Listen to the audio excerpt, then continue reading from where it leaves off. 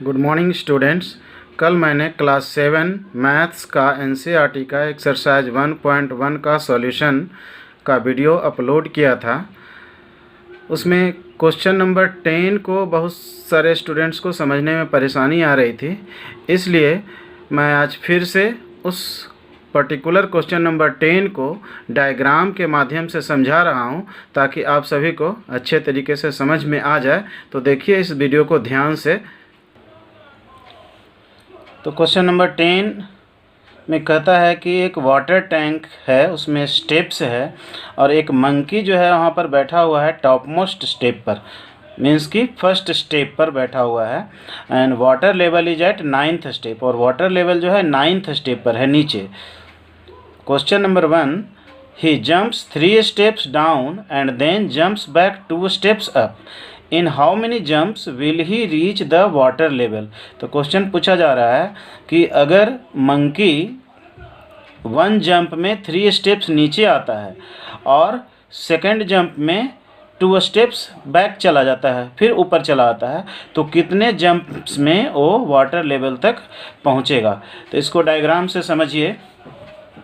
देखिए ये ground level है 0, और ये ग्राउंड है, और उसके नीचे ग्राउंड लेवल के नीचे क्या होता है, -1 होता है, उसके नीचे -2 -3 होता है।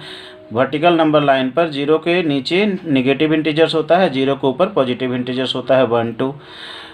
तो मंकी है यहाँ पर फर्स्ट स्टेप्स पर, मीन्स इसको हम -1 से रिप्रेजेंट किए हैं, और इसको नीचे आने के लिए, वाटर लेवल तक पहुँचने के लिए ये क्या करता है कि 3 स्टेप्स नीचे आता है। तो -1 से 3 स्टेप्स नीचे आएगा, 1 2 3, तो कहाँ पर पहुँचेगा, -4 पर पहुँचेगा। तो इसको हम लोग इंडिकेट किए इस तरीके से, -1 से 3 फर्स्ट जंप में -4 तक पहुँच गया, ये आपका फर्स्ट जंप हो गया। अब वापस क्या होता है, 2 स्टेप्स ऊपर चला जाता, तो -4 से 2 स्टेप्स ऊपर चला जाएगा वापस, तो कहाँ पर चला जाएगा, फिर -2 पर पहुँच जाएगा, 1 2, और फिर -2 से ये क्या करता है, फिर -2 से 3 स्टेप्स नीचे आता है, तो -2 से 3 स्टेप्स नीचे आएगा, तो ये -5 पर पहुंचेगा, ये -5 है, और फिर -5 से 2 स्टेप्स ऊपर पहुंचा, तो ये -3 पर पहुंचा, तो ये 4th स्टेप्स हो गया।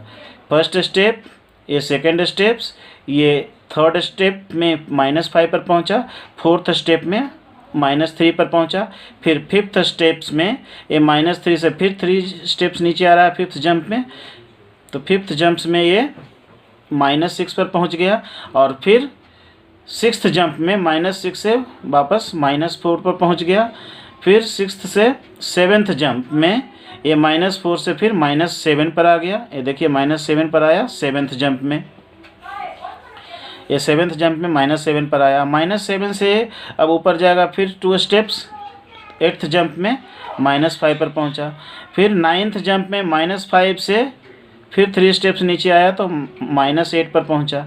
अब -8 से, ये 9th स्टेप है, -8 पर वो पहुंचने में उसको 9th स्टेप लगा, और 9th स्टेप के बाद 10th स्टेप में फिर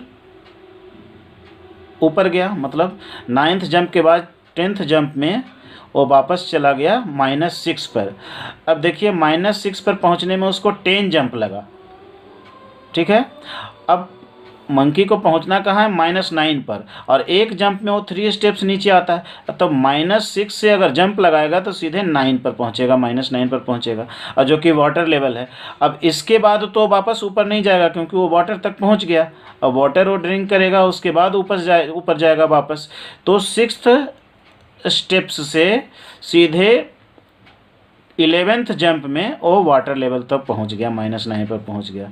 तो इस क्वेश्चन का आंसर क्या हुआ, 11th जंप। 11th जंप में वो वाटर लेवल तक पहुंच जाएगा। अब इसी में सेकंड क्वेश्चन क्या कह रहा है कि जब वाटर वो ड्रिंक कर लिया मंकी, तो फिर वापस जाना चाहता हो -1 स्टेप पर, मतलब टॉप मोस्ट स्टेप पर उसको वापस जाना है। तो अब वापस जाने के लिए वो क्या करता है, एक दूसरा रोल प्ले करता है कि 4 स्टेप्स वो ऊपर जाता है, तो -9 से 4 स्टेप ऊपर जाएगा, तो -9 के बाद -8 -7 -6 -5, तो वो -5 पर पहुंचेगा। कब? फर्स्ट स्टेप में वो, मतलब फर्स्ट जंप में वो -5 पर पहुंच जाएगा। लेकिन क्या करता है फिर सेकेंड जंप में वो 2 स्टेप्स बैक आ जाता है, फिर नीचे चला जाता है। तो -5 से 2 स्टेप्स बैक आ गया, तो फिर -7 पर पहुंच गया ये सेकेंड जंप में।